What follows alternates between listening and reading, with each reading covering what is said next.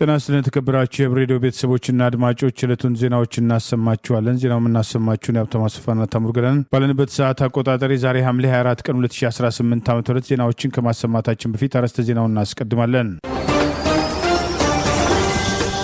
የፋኖ የሌሊት ኦፕሬሽኖችና እየሰፋ የመጣ ወታደራዊ ቀጠና፣ የአገዛዙ ጀነራልና ኦርቶዶክስ ላይ ያነጣጠረ ጥቃት፣ የትግራይ ፍጥጫ፣ አፈናውና የሚዲያ ማስጠንቀቂያ፣ የስሙላው ኮሚሽንና ለህዝቡ የቀረበው ጥሪ፣ ኮሎኔል ደመቀ የስደተኞች ጎርፍ የሚሉና ሌሎችም ወቅታዊ ዜናዎች ያሉን ዝርዝሩን እንሆ።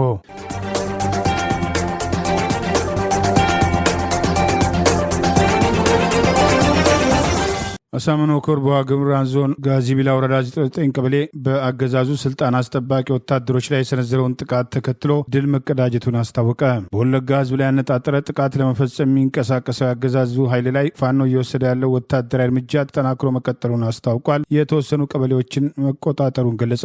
የአማራ ፋኖ ብሔራዊ ንቅናቄ ወሎ ቤተ አማራ ምኒልክ ዕዝ 303ኛው አሳምነው ኮር በአገዛዙ ስልጣን አስጠባቂ ወታደሮች ላይ በኮሩ 14ኛው ጀነራል ኃይሉ ከበደ ክፍለ ጦር በዋግኽምራ ዞን ጋዚቢላ ወረዳ 09 ቀበሌ በአብይ አገዛዝ ስልጣን አስጠባቂ ወታደሮች ላይ የተጠና ወታደራዊ ጥቃት ከፍቶ ድል መቀዳጀቱን ዛሬ ሐምሌ 24 ቀን 2018 ይፋ ባደረገው መረጃ ገልጿል። በዋግኽምራ ዞን ጋዚቢላ ወረዳ 09 ቀበሌ በነበሩት የአገዛዙ ስልጣን አስጠባቂ ወታደሮች ላይ የተጠና የሽምቅ ጥቃት በመሰንዘር የጠላት ኃይል በተኛበት ምሽግ እንዲቀር ማድረጉን ይኸው መረጃ ጠቅሷል። የሽምቅ ውጊያው ትላንት ሐምሌ 3 ቀን ለዛሬ ሐምሌ 24 ቀን 2018 ዓ.ም ከሌሊቱ 6 ሰዓት እስከ ንጋቱ 11 ሰዓት ላይ በተወሰደ በዚሁ የሌሊት የተጠና ኦፕሬሽን ልዩ ቦታው ገበያው ሰፈር ወይም በተለምዶ ጊዮርጊስ ትኩ ተብሎ ከሚጠራው ተራራ ላይ መሽጎ በነበረው የጠላት ስልጣን አስጠባቂ ሰራዊት ላይ የተሰነዘረውን የሽምቅ ጥቃት ተከትሎ የጠላትን ምሽግ ሙሉ ለሙሉ በማስለቀቅ ይኸው ኃይል ያላሰበውን ሰብአዊና ቁሳዊ ኪሳራ ማስተናገዱን ገልጿል። በዚህ የተጠና የሽምቅ የሌሊት ኦፕሬሽን ከ17 በላይ ጠላት ኃይል ሲደመሰስ 4 መማረካቸውን 9 ጥቁር ክላሽ፣ 1500 የብሬን ተተኳሽ፣ 725 የክላሽ ተተኳሽ፣ 2 የፍዋን እጅ ቦምቦች፣ 1 የወገብን የደረት ትጥቅ ጨምሮ ልዩ ልዩ ወታደራዊ ቁሳቁሶች መማረካቸውን 303ኛው አሳምነው ኮርን ጠቅሶም አፋብን ምኒልክ ዕዝ ህዝብ ግንኙነት መምሪያ ዛሬ ሐምሌ 24 ቀን 2018 ይፋ ባደረገው በዚሁ መረጃ ገልጿል። ይህ በእንዲህ እንዳለ አማራ ፋኖ ብሔራዊ ንቅናቄ ወለጋ ቢዛሞ ቀጠና አንሻ ሰይድ ዕዝ ይበልጣል መኮንን አዲስ ዓለም ክፍለ ጦር በጠላት ላይ የወሰደውን ጥቃት ተከትሎ የተወሰኑ ቀበሌዎችን ነጻ ማድረግ መቻሉን ገልጿል። አንሻ ሰይድ ዕዝ ይበልጣል መኮንን አዲስ ዓለም ክፍለ ጦር ትላንት ሐምሌ 23 ቀን 2018 ዓ.ም የወሰደውን ወታደራዊ የተጠና ኦፕሬሽን ተከትሎ በኪረሙ ወረዳ ስር የሚገኙትን ቀበሌዎች ቦቃ ቀበሌ፣ ነጭሮ ቀበሌ፣ ወዴሳ ዲማ ቀበሌና ሀሮ አዲስ ዓለም ከተማን መቆጣጠር መቻሉን ገልጿል። በዚህ የተጠና አውደ ውጊያ በርካታ ያገዛዙ ስልጣን አስጠባቂ ወታደሮችና የክልሉ ጥምር ኃይል ሙትና ቁስለኛ ሆነው የቀረ ኃይሉም ወደ ኪረሙ ወረዳ ለመሸሽ መገደዱን ጠቅሷል። በዚህ ጥቃት 36 የሚሆኑ ያገዛዙ ስልጣን አስጠባቂዎች ሲደመሰሱ 42 መቁሰላቸውን በዚህ አስደንጋጭ ድንገተኛ ኦፕሬሽን የተበሳጨው ያገዛዙ ስልጣን አስጠባቂ ጦር እንደተለመደው ንጹሐንም በከባድ መሳሪያ ሲደበድብ መዋሉን በልዩ ቦታው ወደሳ ዳማ ቀበሌ ላይ በሰነዘረው የከባድ መሳሪያ ጥቃት የ13 የ15ና የ16 ዓመት ልጆችን በግፍ አማራ በመሆናቸው ብቻ ንጹሐንም በከባድ መሳሪያ ሲደበድብ ውሏል። በልዩ ቦታው ወደላ ዳማ ቀበሌ ላይ የ13 የ15ና የ16 ዓመት ታዳጊዎችን ያገዛዙ በግፍ አማራ በመሆናቸው ብቻ መረሸኑን ውጊያው ቀኑ ሙሉ ያለ ሲሆን ጠላት አይበገሬዎችን የይበልጣል መኮንን አዲስ ዓለም ክፍለ ጦር አይቀጡ ቅጣት ሲያስተናግድ ውሎ ሲጨልም ውጊያው መቆሙን ይኸው መረጃ ጠቅሷል። ከዚህ በተጨማሪ አገዛዙ ሰራዊት ከሆሩ ጉድሩ አቤ ደንጎሮ ተነስቶ ወደ ኪረሙ እገዛ ለማድረግ በጉዞ ላይ የተንቀሳቀሰ ቢሆንም አንሻ ሰይድ ዕዝ የጌጤ ግርማ መብረቅ ክፍለ ጦር መንደር 24 ቀበሌ ልዩ ቦታው አንገር መድኃኔዓለም ላይ የደፈጣ ጥቃት በመሰንዘር 5 ያገዛዙ ስልጣን አስከባሪዎችን የደመሰሰ ሲሆን የቀረው የጠላት ኃይል ወደ መጣበት ለመፈርጠጥ መገደዱን ይበልጣል መኮንን አዲስ ዓለም ክፍለ ጦርና የአንገር ጉቴን ክፍለ ጦር በጥምረት በጠላት ላይ የተቀዳጁትን ጥቃት ተከትሎ በኪረሙ ወረዳ ቆፍቆፌ ከተማን መቆጣጠር መቻላቸውን ጠላት ወደ ጊዳ ወረዳ ሙትና ቁስለኛውን ይዞ የቀረ ኃይሉ እግር ያውጪም ብሎ መፈርጠጡን አፋብን ወለጋ ቢዛሞ አንሻ ሰይድ ዕዝ ይበልጣል መኮንን አዲስ ዓለም ክፍለ ጦር ዋና ቃል አቀባይ ዛሬ ሐምሌ 24 ቀን 2018 ይፋ ባደረገው በዚሁ መረጃ ገልጿል።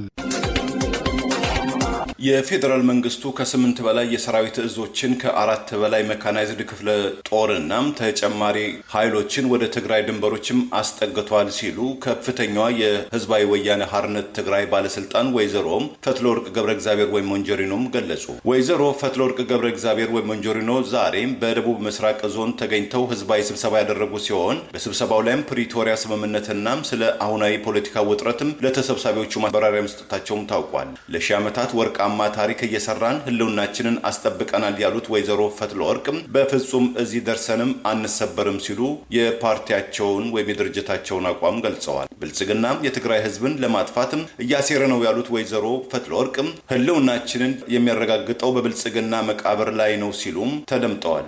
የፕሪቶሪያው የሰላም ስምምነትን ስንፈርም የጦርነቱን አጥፊነትና የሰላምን ትርጉም ተረድተን እንጂ ስምምነቱ ጉድለት የሌለው እንዳልነበረ በማለት ያስታወሱት ወይዘሮ ፈትለወርቅ በሰላማዊ መንገድ የትግራይን መልሶ ማገገምና ግንባታ ለማስጀመር ፍትህና ተጠያቂነትም እንዲረጋገጥ የተሰደደውን የተፈናቀለውን ህዝብ ወደ ቀየው እንዲመለስ ነፃ ያልወጣ ያሉትን ህዝብ ነፃ እንዲወጣም ተስፋ አድርገን ነበርም ሲሉም ተደምጠዋል። በመቀጠልም የፌዴራል መንግስቱ ከ8 በላይ የሰራዊት እዞችን ከ4 በላይ ሜካናይዝድም ክፍለ ሰራዊትና ተጨማሪ ኃይሎችን ወደ ትግራይ አካባቢዎችም አስጠግቶ ይገኛል በማለትም የገለጹት ወይዘሮ ፈትለወርቅ እኛ ግን እንደ ህዝብ እስከሚያጠፉን አንጠብቅም አንፈቅድምም ሲሉም የፓርቲያቸውና የድርጅታቸውን አቋም ገልጸዋል። ለ2 ዓመታት ተካሂዶ የነበረው ደም አፋሳሹ ጦርነትን ያላገገመው የትግራይ ክልል ዳግም ወደ ጦርነት እንዳይገባ በማለትም የተለያዩ አገራትና የሰብአዊ መብት ተሟጋቾች የፕሪቶሪያው የሰላም ስምምነት ፈራሚዎቹ የፌዴራል መንግስቱና የትግራይ ክልል ጊዜያዊ አስተዳደርን በኃይል የተቆጣጠረው ህዝባዊ ወያነ ሓርነት ትግራይ ህወሓት ወደ ጠረጴዛ ዙሪያ እንዲመጡም ሲወተውቱ መቆየታቸው አይዘነጋም። የአገዛዙ ስልጣን አስጠባቂ 6ኛ ዕዝ 602ኛ ኮር አዛዥ ጀነራል ሶፊያን በክሪ በዛሬው ዕለት በውሃበር ቅዱስ ሚካኤል ቤተክርስቲያን ውስጥ ሰንጋ በማሳረግ ሰራዊቱን በመቀለብ ለኦርቶዶክስ እምነት ያለውን ጥላቻና ለህዝቡ ማህበራዊና ሃይማኖታዊ እሴቶች ያለውን ንቀት በተግባር ማሳየቱ ቅሬታ አስነስተዋል። ጀነራሉ ህዝቡን ጭምር አብራችሁ በሉት በሚለው ንግግሩ የሚታወቅ ሲሆን ይህንኑ ለማስፈጸም ሰላማዊ ሰዎችን የጥቃት ኢላማ አድርጎ በመንቀሳቀሱ በጦር ወንጀል ይጠየቁ ከሚባሉ የአገዛዙ ጀነራሎች አንዱ ሲሆን ፋኖን ማጥፋት አይደለም ድንጋይ ከመታቀፍ ውጭ ያገኘው ወታደራዊ ድል እንደሌለ ተገለጸ። የአማራ ፋኖ ብሔራዊ ንቅናቄ ቴዎድሮስ ዕዝ ዋና ይዞታን እንቆጣጠራለን፣ ጮቄ ተራራን መቆጣጠር ከቻል በአካባቢ ያለው ፋኖ ወታደራዊ ይዞታ ይሽመደመዳል በሚል ቀቢጸ ተስፋ ህዝቡን ጭምር የጥቃት ኢላማ በማድረግ እየተንቀሳቀሱ ካሉት ያገዛዙ ወታደራዊ አዛዦች አንዱ የ6ኛ ዕዝ 602ኛ ኮር አዛዥ የተባለው ጀነራል ሶፊያን በክሪ ጮቄ ተራራ ላይ መውጣት የቻለ ቢሆንም ፋኖን ማግኘት መማረክና ማዳከም ቀርቶ ከበረዶ ጋር የተፋጠጠ ቢሆንም ዛሬ በአርብ ዕለት ከኢትዮጵያ ኦርቶዶክስ ተዋሕዶ ቤተክርስቲያን አስተምሮት በተቃራኒ በውሃበር ቅዱስ ሚካኤል ቤተክርስቲያን ውስጥ ሰንጋ በማሳረድ ሰራዊቱን መቀለቡ ለህዝቡ አገዛዙ በቀጥታ ከከፈተው ጦርነት ውጭ በአገሪቱ የሚካሄዱ ሃይማኖትና ብሔር ተኮር ጥቃቶች በአገዛዙ ተቀነባብረው የሚፈጸሙ መሆናቸውን ለሚጠቅሱ መረጃዎች ተጨማሪ ማሳያ ነው ተብሏል። ቤተክርስቲያንን የተዳፈረው ጀነራል ቀደም ሲል ትግራይ ላይ ጦርነት በነበረበት ወቅት ህዝቡን ጭምር አብራችሁ በሉት ማለት ለወታደራዊ አዛዦቹ ገለጻ ሲያደርግ የታየበት ቪዲዮ በስፋት ሲዘዋወር ይታወቅ የነበረ ሲሆን በቅርቡ አገዛዙ ጎጃም ኮማንድ ፖስት በተባለው በቀድሞ ምርኮኛና የምስራቅ ዕዝ አዛዥ ሌተናንት ጀነራል መሐመድ ተሰማ በሚመራው ወታደራዊ እንቅስቃሴ በደጋዳሞትና አካባቢው የፋኖን እንቅስቃሴ እናዳክማለን በሚል ሰላማዊ ሰዎች ላይ ያነጣጠረ ጭፍጨፋ እንዲፈጸም፣ መኖሪያ ቤቶች እንዲቃጠሉና እንዲወድሙ በከባድ መሳሪያና በድሮና በጀት ጭምር የታገዘ ጥቃት እንዲከፈት ሲያደርጉ ከነበሩ ወታደራዊ አዛዦች አንዱ ሲሆን ቤተክርስቲያን ቅጥር ግቢ ውስጥ በሬ አርዶ ሰራዊቱን ያበላው ጀነራል ሶፊያን በክሪ የአማራን ህዝብ ስነ ልቦና፣ ሃይማኖታዊ፣ ባህላዊ ትውፊቶችን ለማንቋሸሽ በቀሉን በቅዱስ ቤተክርስቲያን ላይ በማድረግ በህዝበ ክርስቲያኑ የተወገዘ ጸያፍ ድርጊት ፈጽሟል በማለት አርበኛ ባየ ደስታ ከአማራ ፋኖ ብሔራዊ ንቅናቄ ቴዎድሮስ ዕዝ አመራሮች አንዱ ድርጊቱን ተቃውመዋል። በቤተክርስቲያኗ በዋናነት ከሚፈጸሙት 7 አጽዋማት መካከል የድህነት ጾም አንዱ ነው። እሱም በዕለተ አርብ የሚጾም ጾም ነው። በዚህ በተቀደሰ ቀን ምዕመናን በሚባረኩበት ስርዓተ ቁርባን በሚዘጋጅበት ታቦታት በሚያርፉበት ቅዱስ ቦታ የአማራን ህዝብ ለመበቀል የእንስሳት አንገት በዕለተ አርብ በጥይት ተመቶ ስጋቸው ተበልቷል። ይህም ጦርነቱ በእምነት፣ በባህል፣ በስነ ልቦና፣ በኢኮኖሚ ላይ በማነጣጠር አማራውን የማዳከም እኩይ ተግባር አካል መሆኑን በተግባር ያሳየ እርምጃ ነው በማለት አርበኛ ባየ ደስታ ድርጊቱን ተቃውመዋል። ቤተክርስቲያን ምን ታድርግ? በመካነ ሰላም አባይ ቅድስት አርሴማ ገዳም ላይ በተፈጸመ የድሮን ጥቃት ያረካው ፋኖን እቆጣጠራለሁ በሚል ጮቄ ተራራ ላይ ከበረዶ ጋር የተፋጠጠውና ስልጣን አስጠባቂ ሰራዊት አባላቱን እየገበረ የሚገኘው ጀነራል በቅዱስ ሚካኤል ቤተክርስቲያን በሪያርዶ የሰኞ ገበያውና በአካባቢው የደረሰበትን ሽንፈት ተበቅሏል። የእናንተ ዘመቻ መጨረሻ የማረክናቸውን ዲሽቃ፣ ክላሽ፣ ብሬን፣ ኤፍኤስአር ጥይት ለዓለም ያሳየንበት ፌስቡክን መዝጋት ሆነ በማለት የንቅናቄ ህዝብ ግንኙነት ኃላፊ አርበኛ አስረስ ማረ ዳምጤን የፌስቡክ ገጽ አገዛዙ ተረባርበው ማዘጋቱን ጭምር ጠቅሶ አርበኛ ባየ የጀነራሉን ድርጊት ታውግዟል። ይህ በእንዲህ እንዳለ ጸረ አማራ የሆነው የጠቅላይ ሚኒስትር አብይ አህመድ አገዛዝን ለማስወገድ የአማራ ህዝብ እያደረገ ያለው የህልውና ትግልን ተከትሎ ከሌሎች የለውጥ ኃይሎች ጋር መተባበር እንደሚገባውና ይህንን እንደሚያደርግ ከፋኖ ታጋይ የበታች አመራሮች መካከል አንዱ ከህዝብ ጋር በነበረው መድረክ ላይ የሰጠው አስተያየት በማህበራዊ ሚዲያ ሰፊ መነጋገሪያ ሆኗል። አብይ አህመድ ትግራይ መጣብህ ሊያጠቃ ነው ብሎ ቢቀሰቅሰን ራሱ ይወጣዋል። ባገዝንለት ጊዜ ትጥቁን ተነጥቆ ትጥቁን ነጥቀን በተዋጋንበት ጊዜ ድንጋይ አንስተን በድንጋይ እየተወራወሩ ጥቁር ክላሽ ስናይፐር ብሬን እየተማረከ መልሰህ አምጣው አስወርዳለሁ እኔ ጉልበታም ብሎ የትግራይ ኃይሎች ባለውለታችን ጭምሮች ናቸው። ደካማ ጎናችን ተጠቅሞ አብይ አህመድ ፋኖንም የአማራን ገበሬንም ትጥቁን ለማስፈታት ሲፈልግ የመጀመሪያ አዱ ያነጋገራቸው የህዋት ኃይሎችን ነው። እናንተ በሱ ግቡልን እኔ በዚህ ይገባለሁ የአማራን ህዝብ ትጥቁን እናስፈታው ሲል ትጥቃችን ሊቀሙን አልመጡም። ሊመሰገኑ ይገባቸዋል። በዚህ አብይ አህመድ ግን የአማራ ህዝብ ሁሉ ጠላት ስለሆነ ከጋምቤላውም ከሶማሌውም ከደቡብም ከወላይታውም ከአፋሩም ጋር ሁነን አብይ አህመድን ለአንዴና ለመጨረሻ ጊዜ እስከ ሰራዊቱ እስከ ምናምኑ ድብዛውን ለማጥፋት ተዘጋጅተናል። እንንቀሳቀሳለን፣ እንቀጥላለን። ይህንን ማህበረሰቡ ማወቅ መቻላል። መንግስታዊ የኢትዮጵያ መገናኛ ብዙሃን ባለስልጣን ለአፍሪካ ራይነሰርስም ቴሌቪዥን ሰርቪስ ወይም አርትስ ቲቪ እና ለአሃዱ ኤፍኤም 94.3 የመገናኛ ብዙሃን የመጨረሻ ያለውን የጽሁፍ ማስጠንቀቂያ መስጠቱን ተገለጸ። የባለስልጣኑ መስሪያ ቤት በላከው ደብዳቤ እንዳስረዳው ተቋማቱ የመገናኛ ብዙሃን ይዘት የመከታተል ስርጭት በህግና በሙያ ስነ ምግባር መሰረት መከናወናቸውን የሚያረጋግጥና ህጋዊ ድንጋጌዎችን በተደጋጋሚ በሚጥሱ አካላት ላይ አስተዳደራዊ እርምጃ የመውሰድ ህጋዊ ኃላፊነት እንዳለው ገልጾ ባለስልጣኑ ሁለቱ ተቋማት በዜና አቀራረባቸው ወቅት አስፈላጊ ጥንቃቄ ሳያደርጉ ያላቸውን ያልተረጋገጡና የሀገር ጥቅም የሚጎዱ መረጃዎችን በማሰራጨት የአዋጅን ቁጥር በመጥቀስም ጥሰዋልም ብለዋል። ፕሮግራሞቹ ወይም ዜናዎቹን የተለያዩ አመለካከቶችን በማንጸባረቅም አጠቃላይ ህብረተሰቡን እንዲያገለግሉ ሚዛናዊ ከአድሎ የጸዱ መሆን እንዳለባቸው ይደነግጋል ያለው የመስራት ተቋሙ ከዚህም በተጨማሪ ተቋማቱ የተለያዩ አመለካከቶችን የሚያንጸባርቁ ዜናዎችን ፕሮግራሞችን በሚዛናዊ መንገድ ማቅረብ ሲገባቸው ሚዛናዊ ያልሆኑ መረጃዎችን በማሰራጨት የተሰጣቸውን መብትም ጥሰዋልም ሲል ከሷቸዋል። በማያያዝም የማንኛውም የብሮድካስት አገልግሎት ፍቃድ ባለቤት የህዝብ ጥቅምን የሚመለከቱ ዜናዎችን፣ ፕሮግራሞችን ከፍተኛ የትክክለኛነት የፍትሃዊነት ከአድሎ የጸዱ መሆናቸውን ማረጋገጥ እንዳለበት የሚደነግገውን አንቀጽ 55 ህዝባር 2 መጣሱን ጠቅሶም ባለስልጣኑ ሁለቱም ጣቢያዎች የህዝብን ጥቅም የሚጎዱ ያላቸውን ሚዛናዊ ያሉ ዘገባዎች አየር ላይ አውሏልም ሲል ከሷል። በተጨማሪም ሁለቱ ተቋማት ማንኛውም የንግድ ብሮድካስት አገልግሎት ባለፍቃድም የዲሞክራሲያዊ የግልጸኝነትና የተጠያቂነት መርሆችን በመከታተል የመልካም አስተዳደር ጉዳዮችን ጨምሮ የማህበረሰብን ጥቅም ለማስጠበቅ የሚያስችሉ መረጃዎችና ፕሮግራሞችን ለህዝብም የማቅረብ ግዴታም አለባቸው ሲልም አትተዋል። አርትስ ቲቪን በተመለከተ ባለስልጣኑ ቀደም ሲል ግብረ መልስና ማስጠንቀቂያዎችን የሰጠው ቢሆንም የሚያስፈልገውና ከፍተኛ መሻሻል ከማሳየት ይልቅ ህጉንና የሙያ ስነ ምግባሩን ተደጋጋሚ በሆነ መንገድ ጥሷልም ሲል ወቅሷል። በተመሳይ ለአሃዱ ኤፍኤም 94.3 በጻፈው ደብዳቤ ከጣቢያው አመራሮች ጋር ውይይቶች ተደርገው ቀደም ሲል ግብረ መልስና ማስጠንቀቂያዎች የሰጡ ቢሆንም ተቋሙም ትርጉም ያለው ማስተካከያም ሳያደርግም ተደጋጋሚ ጥሰቶችን ፈጽሟልም ሲል ወቅሷል። እንደ ዓለም አቀፉ ድንበር የለሽ ሪፖርተሮችም ተቋም ሪፖርተርስ ዊዛውት ቦርደር የቅርብ ጊዜ ሪፖርት በኢትዮጵያ ውስጥ ሐሳብን በነጻ የመግለጽ መብት ከጊዜ ወደ ጊዜ ያሽቆለቆለ መምጣቱን ጋዜጠኞችን ያለ ፍርድ ቤትም ትዕዛዝም እንደሚታሰሩ እንደሚዋከቡ የአዲስ ስታንዳርድ ድህረ ገጽ መጽሔትና ዋዜማ ራዲዮ የዶቼ ቬሌ የሮይተርስም ኮረስፖንደንሶችም ስራ ፍቃድ መሰረዙን በርካታ ጋዜጠኞችም አገር ጥለው መሰደዳቸውን በአገር ቤት ውስጥም ያሉ ጋዜጠኞችም ቢሆኑ ራሳቸውን ለማድረቅ ወይም ሰልፍ ሴንሰርሺፕም መዳረጋቸውን እንደዚሁም ከፍተኛ የሚዲያ ቁጥጥር እንደሚጣል ገልጾ ከዚህም እና ተመሳሳይ መስፈርቶችም አኳያ ከ180 አገራትም ኢትዮጵያ በ148ኛ ደረጃ ላይም አስቀምጧታል። የአፍሪካ ሰላምና እርቅ ኢንስቲትዩት በሀገራዊ ምክክር ስም የኦሮሞ ብልጽግና ፓርቲ ኦህዴድ ኃይል አገሪቱን ለማፍረስና ስልጣኑን ለማጠናከር እየወሰዳቸው ያለውን እርምጃ የስልጣን ባለቤት የሆነው ህዝብ በዝምታ ሊከታተል አይገባም በማለት ጥሪ አቀረበ።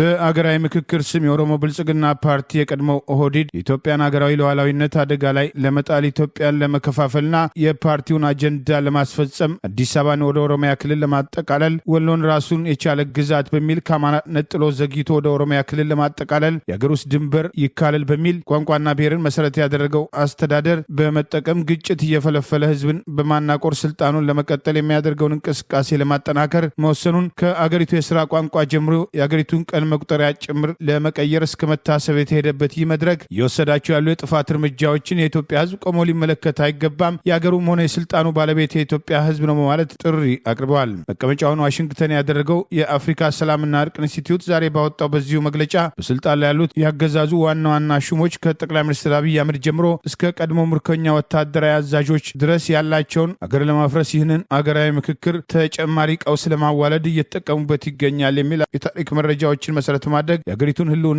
የሚፈታተኑ ውሳኔዎችን ለማሳለፍ እየተንቀሳቀሰ ነው ሲል ወቅሷል። የምክክር ኮሚሽን ኢትዮጵያና ኢትዮጵያንን መደምሰስ ተልዕኮ መፈጸም ላይ ይገኛል ያለው የአፍሪካ ሰላምና እርቅ ኢንስቲትዩት የኢትዮጵያ የስራ ቋንቋ አማርኛ እንዳይሆን በሌላ የውጭ አገር ቋንቋ በአረብኛን ጨምሮ በሌሎች እንዲተካ ሀሳብ ጭምር የቀረበበት የኢትዮጵያን የዘመን አቆጣጠር በአውሮፓውያን ወይም በሌላ ሀገሮች የቀን መቁጠሪያ እንዲተካ የተባለበት የኢትዮጵያ ዋና ከተማ አዲስ አበባ የኦሮሚያ ግዛት እንድትሆን ወሎን ከአማራ ክፍለ ሀገር ነጥሎ የብቻዋን ማስቀረትና በኋላ ላይ ወደ ኦሮሚያ የማካተት አጀንዳ ለማስፈጸም እየተንቀሳቀሰ ነው ያለ ሲሆን የሀገር ውስጥ ክፍለ ሀገሮችን ድንበር እናካልላለን በሚል ኦሮሞ አስተዳደር ወሰኖችን በተመለከተ ከሶማሌ ጋር ከጅጅጋ ጀምሮ እስከ ደቡብ ሞያሌ ያለውን ሀረርን በሙሉ ድሬዳዋን በከፊል ወይም በሙሉ አዋሽን ተከትሎ የአፋር ክፍለ ሀገርን በከፊል ሲዳማ ክፍለ ሀገርን አዋሳን በተመለከተ በሰሜን በኩል አዋሳ ከወንዶ ገነት ጀምሮ እስከ ምዕራብ ሴንቅሌ አሩሲ ጋር መግጠም በደቡብ አርቤጎና ሻባዲኖ ወረዳዎችን ማጠቃለል በስተምዕራብ በኩል ያሉትን ግዛቶች አርባ ጢምባሮ ሲልጤ በሙሉ ጉራጌን በከፊል ቡታጅራና አካባቢያን ያጠቃለለ ኦሮሚያ ለመመስረት ይህንን ሀገራዊ ምክክር በሽፋነት እየጠቀመ መሆኑን መግለጫው ጠቅሷል። አዲሱ የምዕራብ ኢትዮጵያ ከኢሊባቡር ጋር አዋሳኝ ወረዳዎች በሙሉ ጋምቤላ፣ ቤንሻንጉል እነዚህን በምክክር ኮሚሽን በተባለው ይወሰናሉ ተብሎ የሚጠበቁ ሲሆን ካልተወሰኑ ግን በወረራ ለማካተት እቅድ እንዳላቸው ጠቅሷል። የሲዳማ ግዛት ጥያቄ በስተምዕራብ በኩል ከወላይታ ብላቴ ወንዝ ተሻግሮ የዘመናት የወላይታዎች አስተዳደር የሆነውን ለምና ሰፊ መሬት ድንበር ዘለል ይገባኛል ጥያቄ የተነሳበት መሆኑን ያስታወሰው መግለጫ የወላይታና ጋሞ የግዛት ጥያቄ ወላይታ አባያ ወንዝን ተከትሎ እስከ ኦሞራቴ የተባሉትን ቀበሌዎች ይገባኛል ጥያቄ በሁሉም በኩል የተነሳ በመሆኑ ኦሮሞ በደቡብ ኮሬ ብሔርን በማጠቃለል የጋሞ ነጭ ሳር ፓርኪንግ ይገባኛል እያለ እንደሚገኝና ይህን አጀንዳ ለማስፈጸም ሀገራዊ ምክክር የተባለውን በሽፋነት የተጠቀሙት መሆኑን ጠቅሷል። በኢትዮጵያ ኦርቶዶክስ ተዋሕዶ ቤተክርስቲያን ላይና የእምነቱ ተከታዮች ላይ ያነጣጠረ ጥቃት በጠቅላይ ሚኒስትሩ አገዛዝ እየተጠናከረ መምጣቱን ያስታወሰው የአፍሪካ ሰላምና እርቅ ኢንስቲትዩት ከዚህ ቀደም በተከታታይ ሲያወጣቸው የነበሩ መግለጫዎችን ጭምር በማስታወስ በኦሮሚያ ክልል ምክትል ፕሬዚዳንት አውሎ አብዲ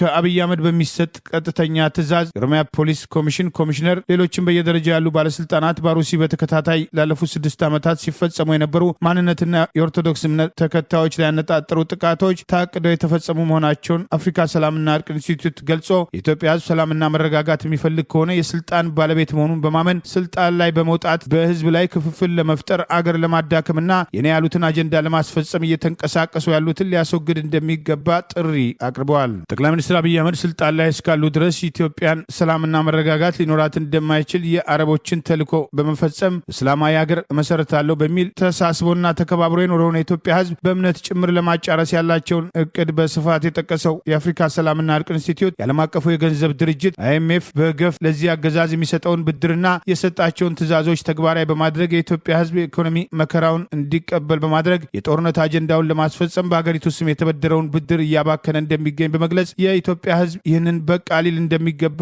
የአፍሪካ ሰላምና ኢንስቲትዩት ባወጣው በዚሁ መግለጫ ጥሪ አቅርበዋል። ለጋዜጠኞች መግለጫ የማይሰጡትና በቁጥጥራቸው ስር ላሉ ጋዜጠኞች ጥያቄ እየበተኑ ብቻቸውን የሚያወሩት ጠቅላይ ሚኒስትር ከሰኔ 15 ጨምሮ ፖለቲካዊ ግድያዎች እጃቸውን ለማውጣት ያደረጉት ቃለመጠይቅ ከዚህ ቀደም በኦሮሚያ ክልል ካቢኔ አባል የተሰጠውን ምስክርነት እንደ አዲስ ለማስታወስ ምክንያት ሆኗል። በአማራ ህዝብ ላይ ይፋ ጦርነት በማወጅ ከ3 ዓመት በላይ ንጹሐንን እየጨፈጨፉ ዛሬም ድረስ በድሮንና በጀት ሰላማዊ ሰዎችን፣ ገዳማትን፣ መነኮሳትን፣ የሃይማኖት ተቋማትና ክሊኒክና ትምህርት ቤቶችን ጭምር የጥቃት ጥቃት ኢላማ ማድረግ ስልጣን አስጠባቂ ሰራዊታቸውን በማሰማራት ንጹሃንን የሚያስጨፈጭፉት ጠቅላይ ሚኒስትር አብይ አህመድ ቀደም ሲል የአማራ ሚዲያ ኮርፖሬሽን ይባል የነበረውና እሳቸው ስልጣን ከያዙ በኋላ በተለይም ከሰኔ 15 ግድያ ጀምሮ የአብይ ሚዲያ ኮርፖሬሽን በሚል የእሳቸውና የቡድናቸው የግል ፍላጎት ማሳኪያ የሆነው መገናኛ ብዙሃን ኃላፊ ከሆነው ሙሉቀን ሰጥዬ ጋር ያደረጉት ቃለ መጠይቅ ከሰኔ 15 የነ ዶክተር አምባቸውና የጀነራል ሰዓረ መኮንን ግድያ ጀርባ ያላቸውን ተሳትፎና ትዕዛዝ በተመለከተ ራሳቸውን ነጻ ለማድረግ መሞከራቸው ቀደም ሲል በኦሮሚያ ክልል ካቢኔ አባል ዶክተር ሚልኬሳ ሚዳጋ የጀነራል ሰዓረ መኮንን ግድያም ሆነ የነ ዶክተር አምባቸው ግድያ በጠቅላይ ሚኒስትር አብይ አህመድ ትዕዛዝ የተፈጸመ የአዲስ አበባ ፖሊስ በአርቲስት ሃጫሉ ሁንዴሳም ሆነ በጀነራል ሰዓረ ግድያ ጉዳይ የጀመራቸው ምርመራዎች እንዲቋረጡ ማስደረጋቸውን በተለይም የጀነራል ሰዓረ መኮንን ግድያ በቀጥታ በአብይ ትዕዛዝ በቀድሞ ምርኮኛና የዛሬው የመከላከያ ሰራዊት ፊልድ ማርሻል በሆኑት ኤታ ማጆር ሹሙ ብርሃኑ ጁላ አስፈጻሚነት የተፈጸመና አማራ ትግራዩን ገደለው በሚል በሰዓረ ጠባቂ አማካኝነት ግድያው እንዲፈጸም ማድረጋቸውን የሰጠው አስተያየት እንደ አዲስ መነጋገሪያ ሆነዋል። እንግዲህ ሰዓረ መኮንን በዲቴል ማን ነው ገዳዩ ለምለው እኔ ዛሬ የምናገረው 1,000,000% እርግጠኛ ሁኜ የምናገረው ገዳዩ ብርሃኑ ጁላ ነው። ትዕዛዙ የአብይ አህመድ ነው። 1,000,000 እርግጠኛ ሁኜ የምነግራችሁ ሰዓረ መኮንንን የገደለው ብርሃኑ ጁላ በአብይ ትዕዛዝ። በቀጥታ ግድያውን የፈጸመ ሰው የሰዓረ መኮንን ጠባቂ ነው፣ እሱ ይታወቃል፣ ታስሯል። ግን ገዳዩ 1,000,000% ሁኜ የምናገረው የሰዓረን ግድያ የመራ የገደለው ብርሃኑ ጁላ በአብይ ትዕዛዝ ጨርሶ ተብሎ ይሄንን ስለፈጸመ ለአብይ ደንበኛ የተመሰከረለት አገልጋይ ሆኖ ተቀጠረ ኤታማዦር ሹሙ። ከዛ ደግሞ ምን ብሎ ነው ያወሩት? ኤታማዦር ሹሙ ይሄው ራሱን ኤታማዦር ሹሙ ምን ብሎ ነው የሚያወሩት? በሚዲያ በተለያየ በፕሮፓጋንዳ ያስወሩት ሰዓረ መኮንን በአማራ ነው የተገደለ ተባለ። እዛ ዶክተር አምባቸው መኮንንን ገደሉ፣ እዚህ ደግሞ ሰዓረን ገለው በአማራ ተገደለ ተባለ። ጥበቃው አማራ ነው የገደለው ተባለ። ከዛ ማንም ሰው እንዴት የሚለውን አልተፈተሽም። በነገራችን ላይ የአዲስ አበባ ፖሊስ ምርመራውን ገፍቶበት ነበር። ገዳዩ ሰውዬን ማን ነው ያዘዘው? ለምንድን ነው ያደረግከው? ብለው ትንሽ ገፍተው ሲሄድ አቁም ተባለ። የአዲስ አበባ ፖሊስ አቆመ። ልክ ያጫሉ ግድያ አዲስ አበባ ፖሊስ ትንሽ ገፍቶ ማጥናት ሲሞክል አስቆሙት ቶሎ። አሁን የአዲስ አበባ ፖሊስን ተረክቧል አብይ ራሱ በቀጥታ በራሱ ሰዎች እዛ በማስቀመጥ። ይህ በእንዲህ እንዳለ አርቲስት ሃጫሉ ሁንዴሳ አዲስ አበባ ገላን ኮንዶሚኒየም አቅራቢያ ተገደለ የተባለበት ውሸት መሆኑን ታናሽ ወንድሙ ግድያው በተፈጸመበት ቦታ ላይ እንደደረሰ ምንም አይነት ደም እንደሌለ ካናቴራው ወልቆ ማየቱን ወዲያውኑ በአዲስ አበባ ፖሊስ በቁጥጥር ስር ውሎ ከስር መፈታቱን የቀድሞ ሰላም ሚኒስትር ዴኤታ አቶ ታዬ ደንደአ ተመሳሳይ ምስክርነት መስጠታቸውና ዶክተር ሚልኬሳ ሚዳጋም በተመሳሳይ የአርቲስቱ ግድያ በጠቅላይ ሚኒስትሩ አገዛዝ የተቀነባበረ እርምጃ መሆኑን ከዚህ ቀደም መናገራቸው አይዘነጋም። በቅርቡ የአርቲስት ሃጫሉ ሁንዴሳ ባለቤት በስሙ የተቋቋመው ፋውንዴሽን በዓል በሚያከብርበት ወቅት ከአምላክ ፍትህ እንድታገኝ እንዲጸልዩላት ለህዝብ ጥሪ ማድረጉ አይዘነጋም። ጠቅላይ ሚኒስትሩ ባለፉት 8 ዓመታት ስልጣናቸውን ተገን አድርገው የፈጸሟቸው ፖለቲካዊ ግድያዎች በገለልተኛ አካል እንዲመረመሩ ፍላጎት እንደሌላቸው በተደጋጋሚ ሲጠቀስ መቆየቱ አይዘነጋም። በቀድሞ የባህር ዳር ከነማና የኢትዮጵያ ብሔራዊ ቡድን ተጫዋቹ አለልኝ አዘነም ግድያ በተጠረጠሩበት ወንጀል ይግባኝ ጠይቀው ተቀባይነት አግኝተው ወጥተው የነበሩት የተጫዋቹ ባለቤት እና የባለቤቷ እህት ባል ወደ ማረቢያ ቤት እንዲመለሱ ፍርድ ቤትም ትዕዛዝ አስተላለፈ። በቀድሞ የብሔራዊ ቡድንና የባህር ዳር ከነማ ተጫዋች የነበረው አለልኝ አዘነ ግድያ የተጠረጠሩት የአለልኝ ሚስት አደይ ጌታቸውና የእህቷ ባል ሎንጎ ሉቃስ ጥፋተኛ ተብሎ ባለፈው ሐምሌ 2017 ዓ.ም የ16 እና የ15 ዓመት እስራት ተፈርዶባቸው እንደነበረ መዘገባችን ይታወሳል። በይግባኝ በመጠየቃቸው ባሳለፍነው ግንቦት ወር በነጻም እንዲሰናበቱ መወሰኑን ይህንን ውሳኔም ተከትሎ ቤተሰቡ የተሰማው ከፍተኛ ቅሬታ የተዘገበም ሲሆን ቲክታክ ኢትዮጵያም ከአለልኝ አዘነ ቤተሰቦችና ጓደኞቹ ባገኘው መረጃ ውሳኔውን ተከትሎ አቃቢ ሕግም ይግባኝ ጠይቆም ተቀባይነት ማግኘቱና ትላንት ሐምሌ 23 2018 ዓመተ ምህረትም በደቡብ ኢትዮጵያ ጠቅላይ ፍርድ ቤት ሰበር ሰሚ ወላይታም ሶዶ ምድብ ችሎትም በነበረው ምላሽ ይዘው ይቀርቡ ቀጠሮ ተሰጥቶ ነበር። ተከሳሽ ወይዘሮ አደይ ጌታቸው መጥሪያ ፊርማም የተቀበለች ቢሆንም ችሎት ባለመቅረቧም በፖሊስም ተይዛም ታስራም ቆይታም ለቀጣዩ ቀጠሮ እንድትቀርብም ትዕዛዝ ፍርድ ቤቱ አስተላልፏል። የተከሳሽ ሎንጎ ሉቃ ሉቃስ በትላንትናው ችሎት ቀርቦ ስለነበረ እስከ ቀጣዩ ቀጠሮ ማለትም እስከ ጥቅምት 2019 ድረስ በወላይታ ሶዶ ማረሚያ ቤት ታስሮ እንዲቆይ ፍርድ ቤቱ ትዕዛዝ የሰጠም ሲሆን አንድ የአለልኝ ቤተሰብ አባልና የቅርብ ጓደኛ በሰጡት አስተያየት በእግር ኳሱም ዘርፍም ለሀገሩ ብዙ በማበርከት ላይ የነበረውን ለጋ ወጣትን ከመግደሉም በላይ የወንጀል ድርጊቱን ፈጽሟል ተብለው ፍርዳቸውን ላይ የነበሩት ግለሰቦቹ በነጻም እንዲለቀቁ ተወሰነ ሲባል በጣም አዝነን ነበርም ብለዋል። አሁን ጠቅላይ ሰበር ሰሚ ይግባኙን ተቀብሎም ተከሳሾቹ ታስረው እንዲቆዩና ፍርድ ቤትም እንዲቀርቡ ትዕዛዝ መስጠቱ ዳግመኛ ሀዘናችንን አስታክሶልናል፣ ልባችንም አለምልሟል ሲሉ ማስተያየታቸውን ሰጥተዋል። በቀድሞ የባህር ዳርና የኢትዮጵያ ብሔራዊ ቡድን ተጫዋች አለልኝ አዘነ ጉዳይ ተደጋጋሚ ዘገባዎችም ሲሰራ የቆየ ሲሆን የችሎቱም ሁኔታም በአሁኑ ሰዓት የበርካታ ኢትዮጵያንን ትኩረት መሳቡም ተመልክቷል። በአገሪቱ የእርስ በርስ ጦርነት እየተካሄደ በርካታ የህሊናና የፖለቲካ እስረኞች ታስረው በሚገኙበት ኢትዮጵያ እየመከረች ነው በማለት ለማደናገር የሚሞክረው አገዛዝ በእቅዱ መሰረት ጉባኤውን እያካሄደ አለመሆኑን የሚጠቅሱ መረጃዎች ወጥተዋል። የይስሙላው ምክክር ጠቅላይ ሚኒስትሩና አገዛዙ ስልጣን ላይ እስካለ ድረስ ውጤት ላያመጣ እንደሚችል በተለይም በዲያስፖራ ደጋፊዎቻቸው በተጠሩበት መድረክ ላይ በጀግነት ጥቂት ተቃውሞ ያቀረቡና የህዝብ ድምፅ ያሰሙ አስተያየት እንደ አዲስ መዘዋወር ጀምረዋል። አሁን ግን እንደኔ አሁን ግን ጦረኛ መንግስት ባለበት ሰዓት ላይ ፍሬ ታፈራላችሁ ብዬም አልገምትም እና የምክር ኮሚሽኑ እኔ ብዙም ወደ ፍሬ ሄዳል ብዬ አልገምትም። ምክንያቱም አሁን ሀገሪቱ በጦርነት ላይ እየታመሰች ነው ያለችው። የሌላ ሀገር ወራሪ እንደመጣ ሁሉ በአማራው ላይ ድሮን፣ ጄት፣ እግረኛ፣ መድፍ፣ ታንክ የሀገሪቱን ጦር ሰራዊት እንዳለ አማራ ክልል አስገብቶ እየጨፈጨፈ ባለበት ሰዓት ላይ የምክክር ኮሚሽኑ ኢፌክቲቭ ይሆናል ብዬ አልገምትም። ስለዚህ እኔ እንደኔ ምክር እንደው ይሄ ሰውዬ ምክንያቱም ጭንቅላቱ በጦርነት የተሰራ ነው አብይ አህመድ እና ቢያንስ ይሄን ሰውዬ እንደው ዞር ብሎ እንደው የሽግግር መንግስት የሚቋቋምበት ነገር ፕላትፎርም ብትፈልጉ አሳስባለሁ።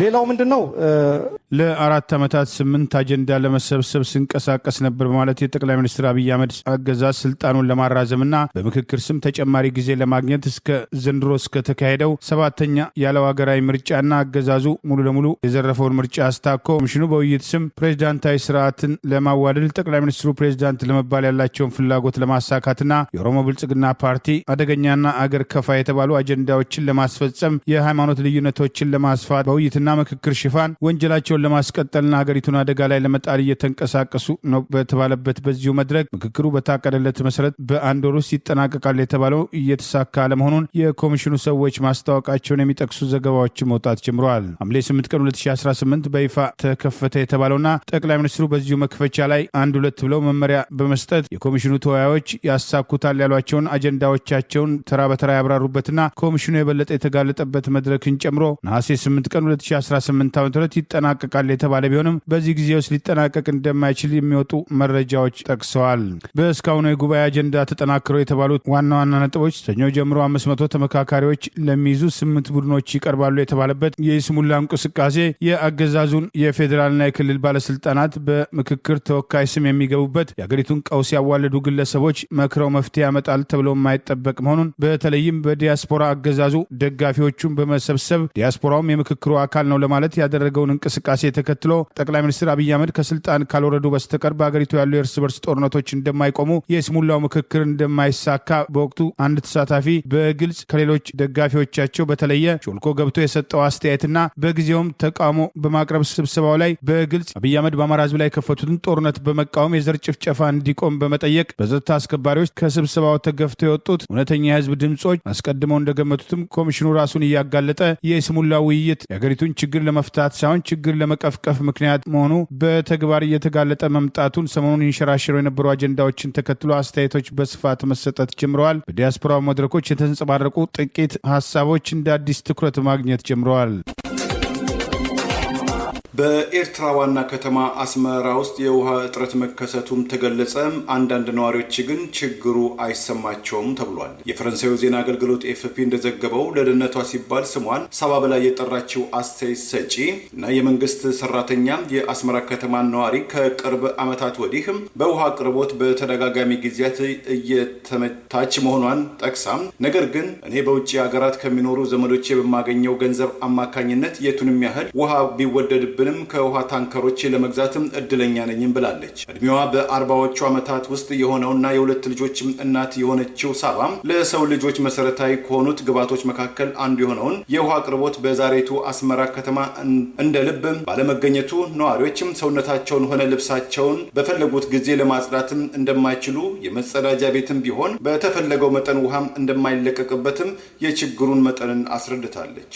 3.5 ሚሊዮን ህዝብ ባላት ኤርትራ ውስጥ የድርቅ ወራትም ሲከሰቱ የውሃ አቅርቦት ችግር የተለመደ መሆኑን ያወሳው ዘገባው ወይዘሮ መብራትን የተባሉ ነዋሪን ጨምሮ በርካታ የአስመራ ከተማ ነዋሪዎች ከ60 ኪሎ ሜትር ርቀት ከሚገኘው ጨዋማው የቀይ ባህር በቦቴ መኪናዎችና ባህያዎችም ትከሻ የሚሰራጨውን ውሃን ለመግዛት እንደሚገደዱም ስማቸው የተቀየረው ወይዘሮ መብራትም ለመገናኛ ብዙሃኑ ተናግረዋል። በተባበሩት መንግስታት የዛሬ 5 ዓመት ስሌት በቀን $3 አማካኝ ገቢ ያላቸው ዜጎቿ በሚኖሩባት ኤርትራ ውስጥ የቤትም ነቤቷ ወይዘሮ መብራትም አንድ በርሜል ጨዋማ ውሃ ለመግዛት በቀን 150 ናቅፋ ወይም $10 እንደሚያወጡ እርሳቸውና ባለቤታቸው ለልጆቻቸው እድል ለመስጠትም ሲሉ በየቀኑ ሰውነታቸውን ከመታጠብ እንደተቆጠቡም ተናግረዋል። የቀድሞው የህዝባዊ ሓርነት ኤርትራ ወይም ሻዕቢያ አቀንቃኝ በአሁኑ ወቅት በውጪ አገርም በስደት የሚኖሩትን ተመራማሪው መሐመድ ኦማር የኤርትራ መንግስት በመሰረተ ልማት ላይ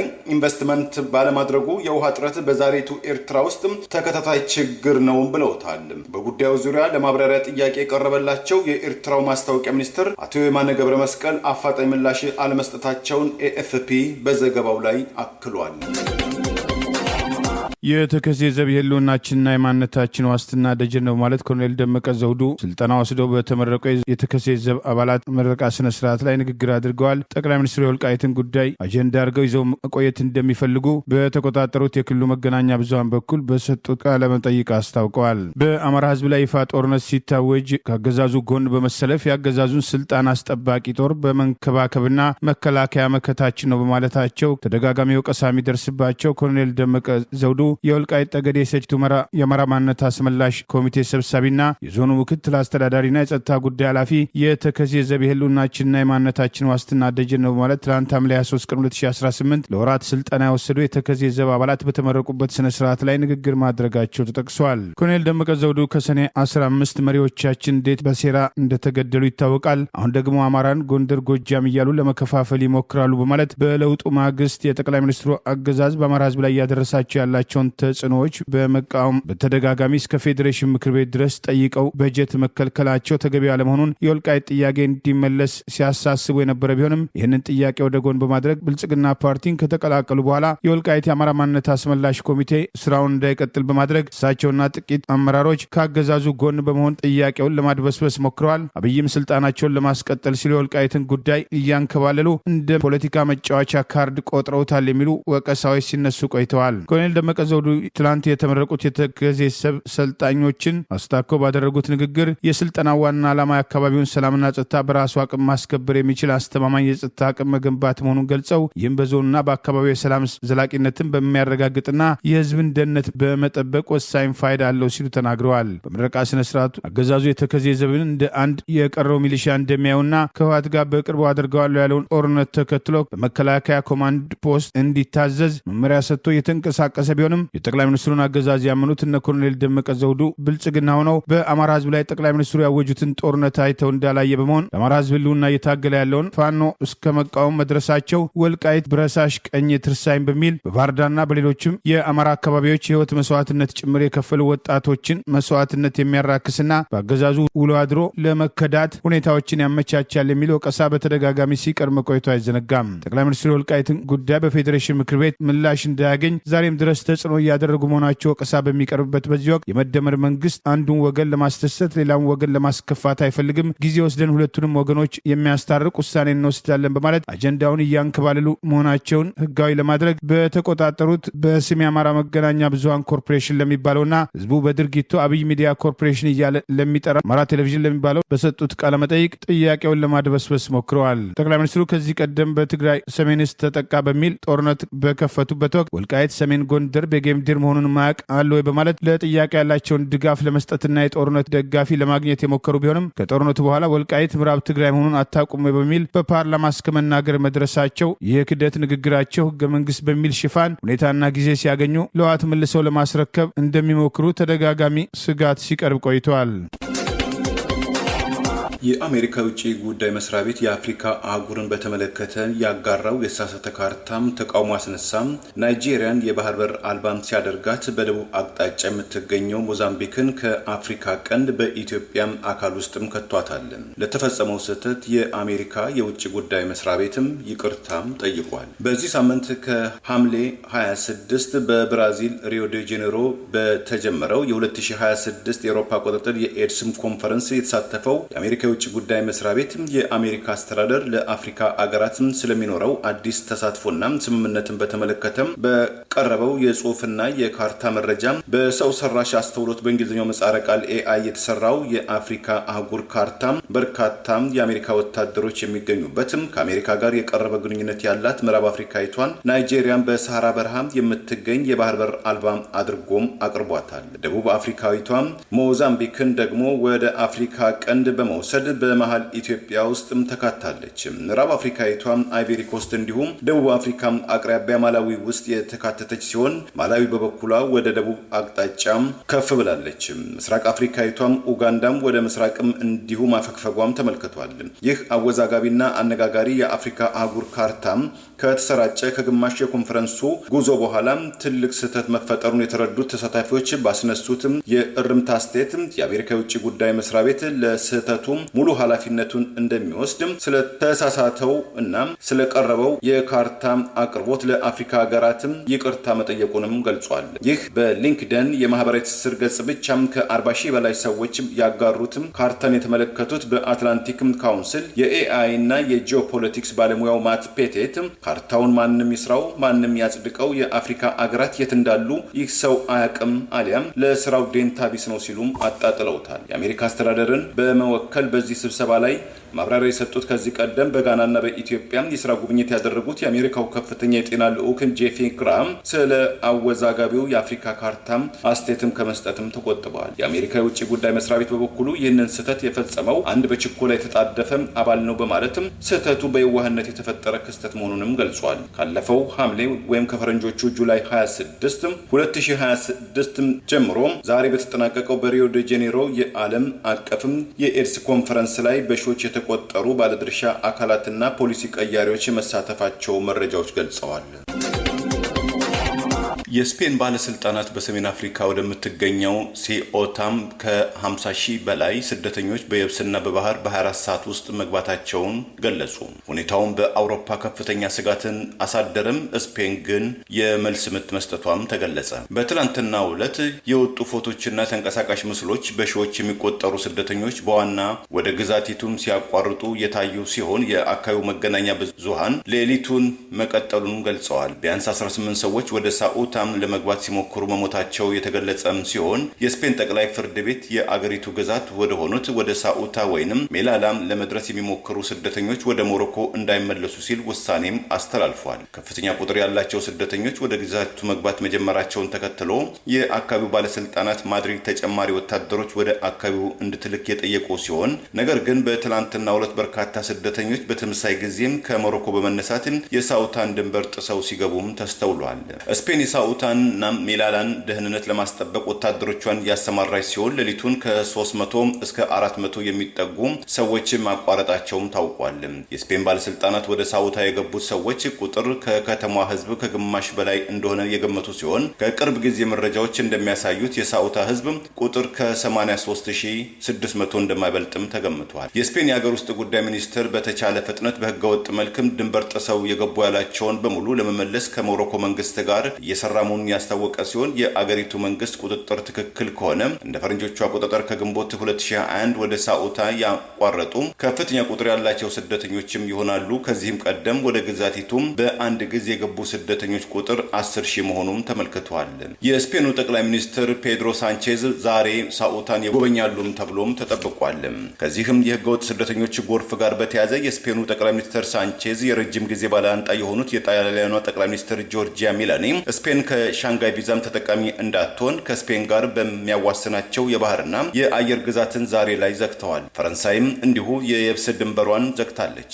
ፊንላንድና ዴንማርክም ስፔንን ከነፃው የአውሮፓ ጉዞ ወይም ፍሪ ትራቭል እድል እንደሚያግዷት ያስጠነቀቁ ሲሆን የጀርመኑ ቻንስለር ፍሬዴሪክ ሜርዜን ስፔን ድንበሯን ዳግም እንድታስከብርም ሲሉ ጥሪ አቀርበዋል። እንደ ስፔን ባለስልጣናት በህገወጥ መንገድም ከገቡት ከ50 ሺህ በላይ የሞሮኮ ስደተኞች መካከል ከ37 ሺህ በላይ በፈቃደኝነት ዛሬ ወደ ሀገራቸው ተመልሰዋል።